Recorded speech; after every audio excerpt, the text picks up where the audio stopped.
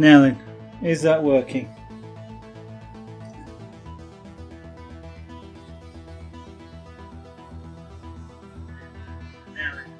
It is. Thanks, Wolfie. You know, I tested the microphone and I tested it looking for the level on OBS just to see that it's reacting, because it's not been reacting. And that tells me that the mic hasn't initialized. Tonight I thought, hey, that's really good, the mic's initialized, it was reacting. And actually I listened to the feedback when of me just tapping the microphone like that. I could actually hear the tapping. So I thought it was working. Yeah, I just listened to it, and I'll have to try a different USB port, or maybe try leaving the power onto it when the computer goes to sleep. I don't know what's doing it.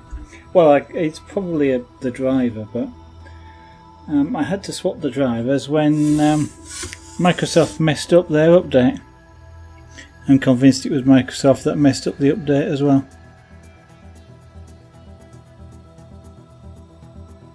So all I was saying is I don't know actually how long I can continue tonight, because I've burnt myself. Not with the pyrography, in case anybody's wondering. I took something out of the oven with a plastic lid, and I lifted the plastic lid off, and my fingers got in the way of the hot steam coming out of it.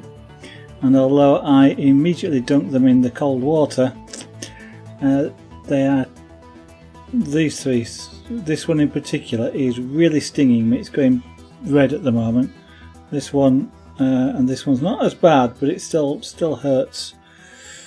And I'm just not sort of comfortable holding the pen, and if I get any heat off the pen, it's going to be really painful. So I'm just going to see how it goes.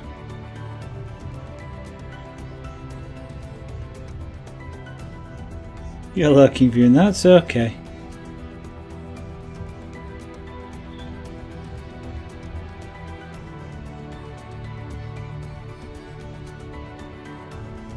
I'm just going to do some detail around the edges here, for no other reason than I just, well, doing the detail. Black and white, working dark like this in virtual black and white, it's a bit easier to put on. It's a bit more risky to put on because there's no undo. So if I get it wrong, it's too bad. I can't really erase it.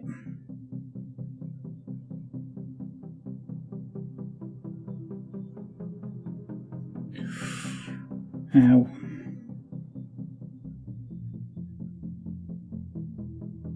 I don't know why we actually sort of say ow. I mean, yeah, my fingers are hurting me, but not quite sure why I say ow. That pen feels gritty.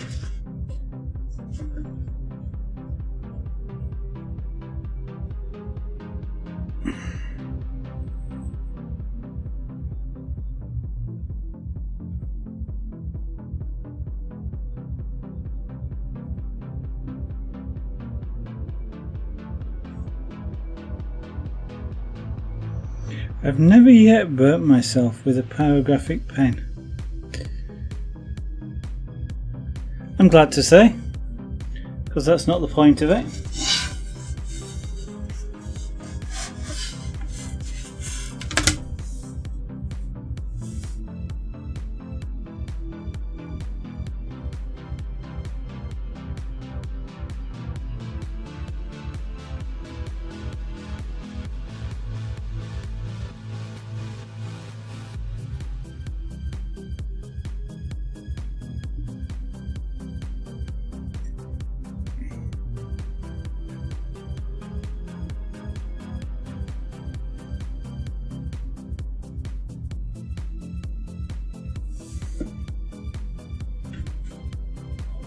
Over there, and I can see what I'm looking at.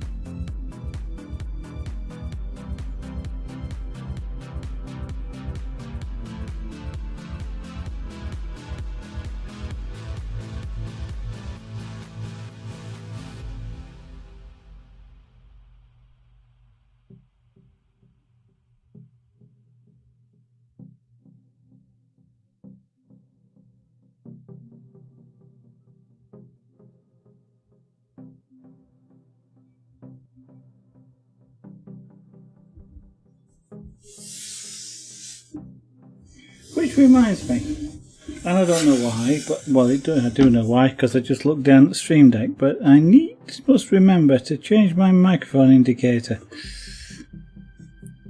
Something I keep saying I'm going to do. Ow! And I keep forgetting.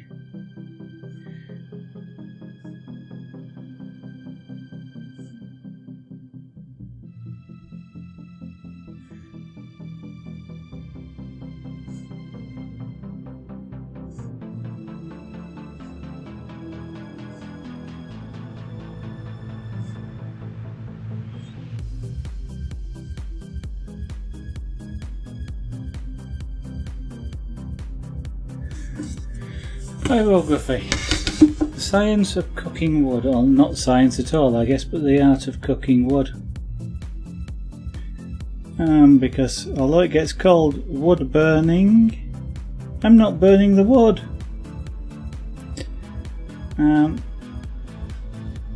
There's no flames, and if you think you see smoke, it's not smoke, it's, well, depends on what you mean by smoke, but smoke usually is meant to be what comes off fire. This isn't burning, it's a vapour which is being vaporised off the surface of the wood.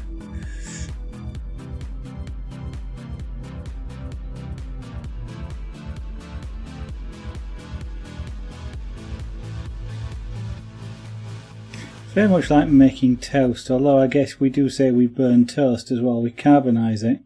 We don't actually set fire to it. Well, hopefully not anyway.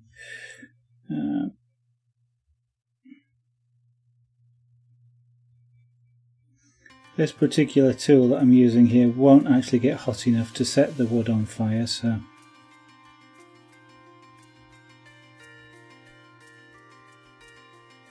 all I'm doing is applying heat to the wood, and the more heat I apply, the darker it cooks.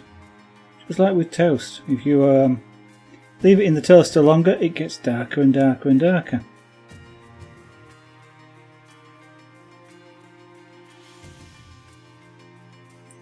And yes, if you really want to, you can apply pyrography to bread, and toast it and create pictures and things on bread. Two different ways of doing it, actually, interestingly. You can either use a pyrographic tool like this or any other heat form and actually draw your picture, or what you can do is you can squeeze the bread. So use something like, I don't know, back of a scalpel or something which is smooth so you don't rip the bread, and if you squash it so it gets thinner, that bit toasts faster than the fluffy stuff, and therefore it goes browner when you toast it, so you then get a picture that comes out that way. Good way of writing stuff on toast.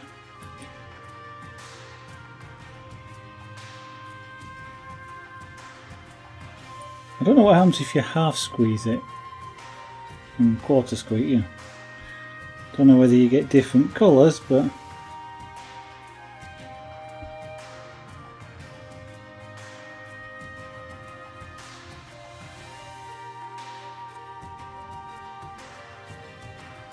you can buy in some places like stamps. They're a bit like cookie cutters, but they're blunt.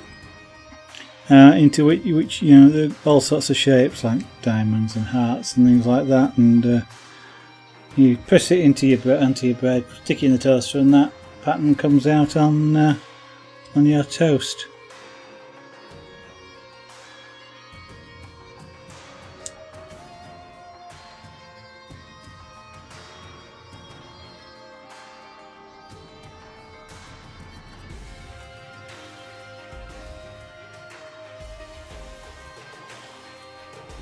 I have no idea if you can squeeze wood enough to cause the same thing. That's a different question.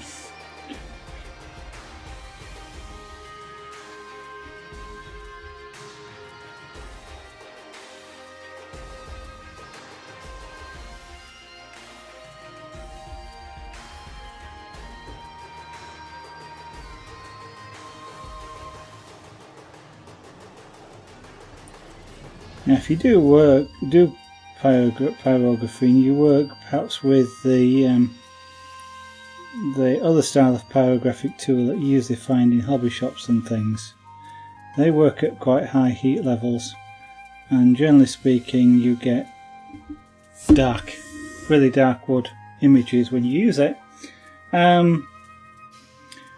They give off a lot of vapour, so it's a good idea to have a low speed fan, just something, not a high speed fan because it cools the tools down, but a lowish sort of speed fan blowing either across or near the work to draw the vapour away from you, because naturally it'll come towards you and your face. It's not very pleasant to breathe, and it's certainly not very pleasant when it gets in your eyes. So if you try it yourself, it's good to have something that will just remove the vapour from the area you're in.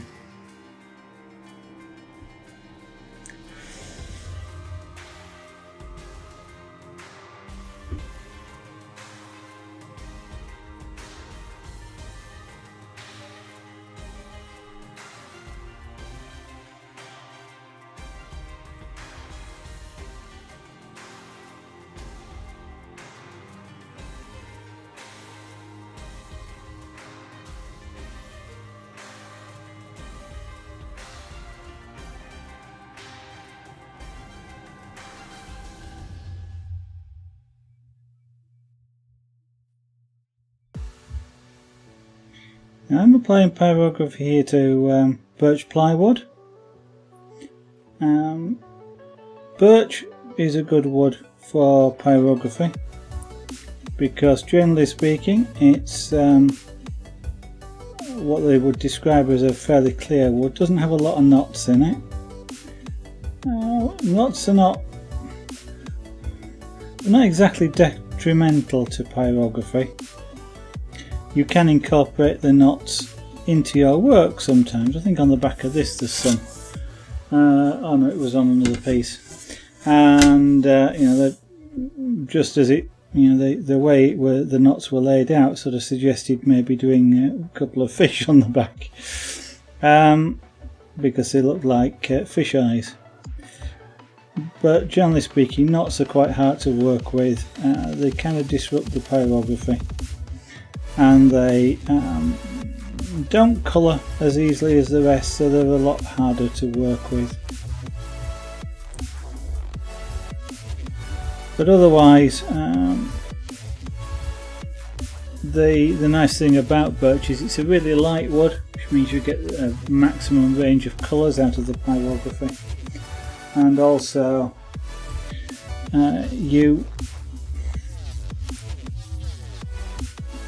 get what was I trying to say? Yeah, the wood grain itself, sort of the rings, if you like, I guess, don't interfere with the pyrography either.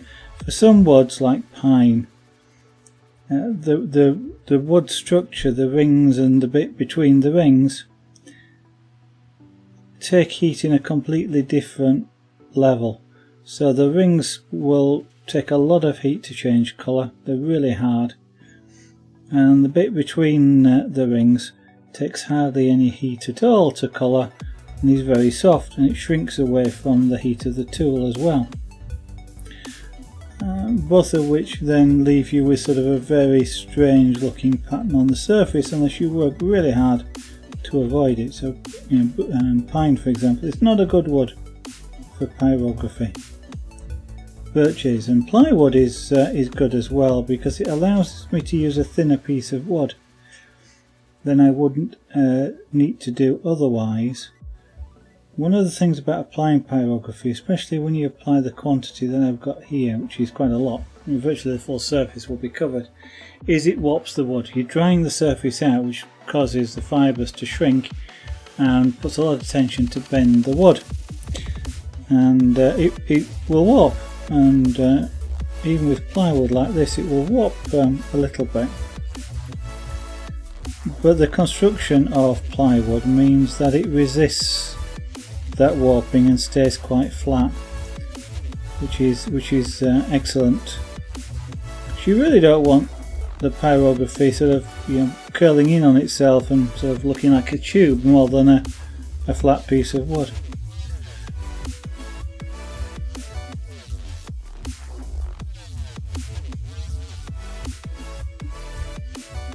Some other wood is poplar, for example. That's a good one for the same reasons. It's actually slightly whiter than birch. It's also more expensive. European lime, or otherwise known in some places, especially America, as basswood.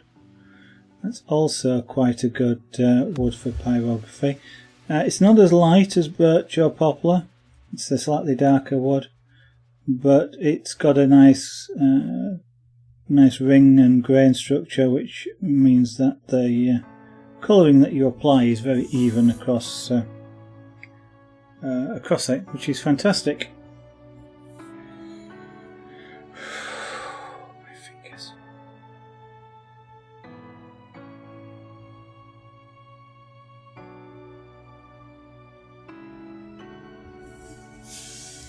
I may have to stop.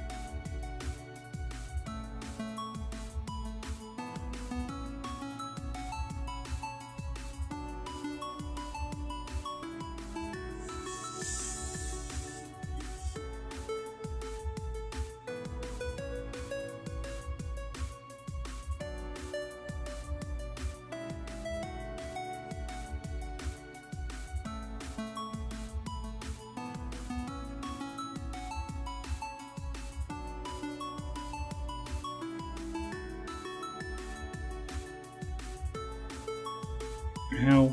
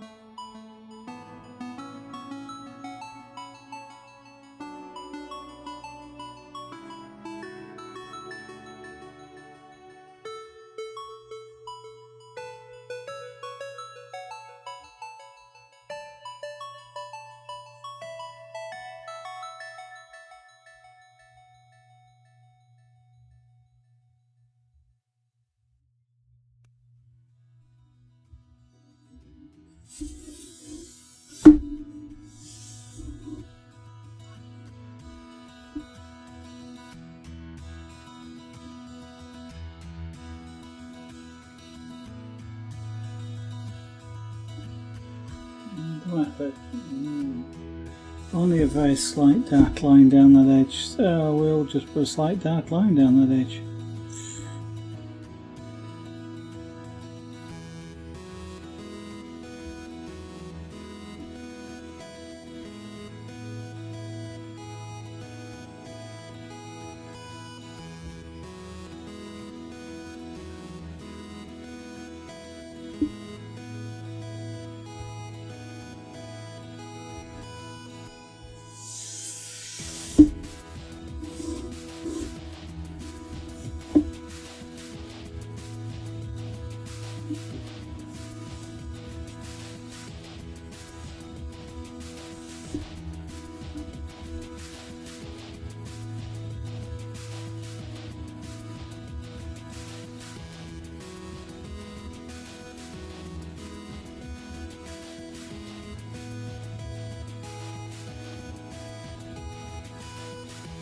A little bit of colouring between the lines. Nice and easy because I don't have to worry about sticking between the lines. If I go over the lines you won't see it.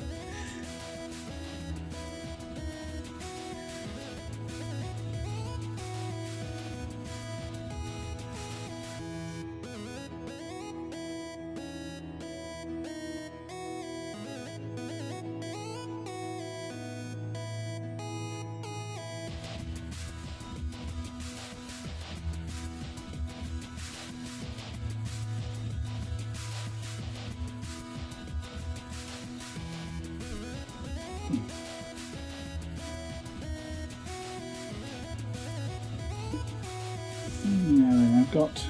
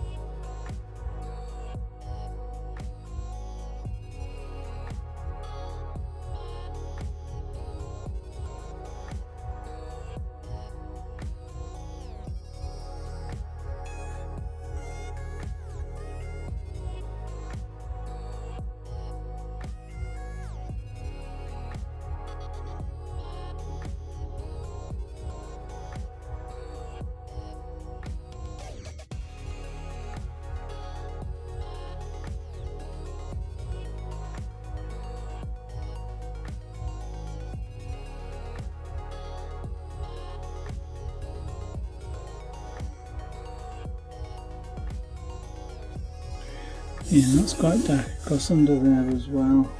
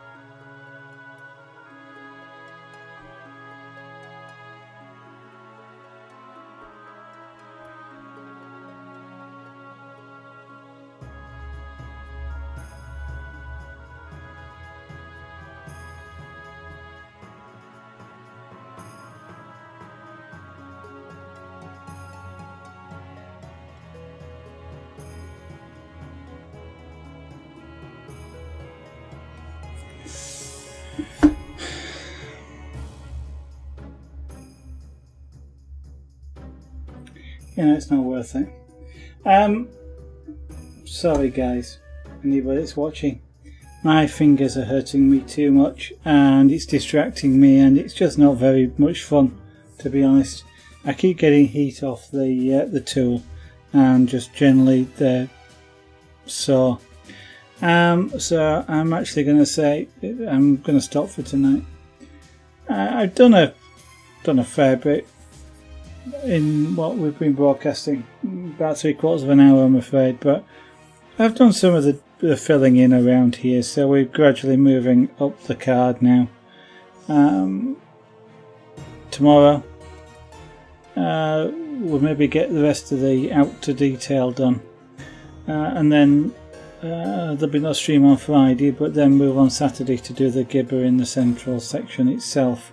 Hopefully by tomorrow this will have gone, or at least no longer stinging me, and I can carry on. So sorry I'm cutting it short early, but as I say, it's not much fun. I don't really feel much like talking, and the only thing I want to keep saying is ow and stuff like that. So what I will do is hopefully see you again tomorrow night. If it's as painful as it is tomorrow as it is now, I may well not be able to stream again, but I'll let you know over Twitter as usual. But hopefully it will be okay. So sorry for that. I hope I'll see you on tomorrow night's stream, and bye for now.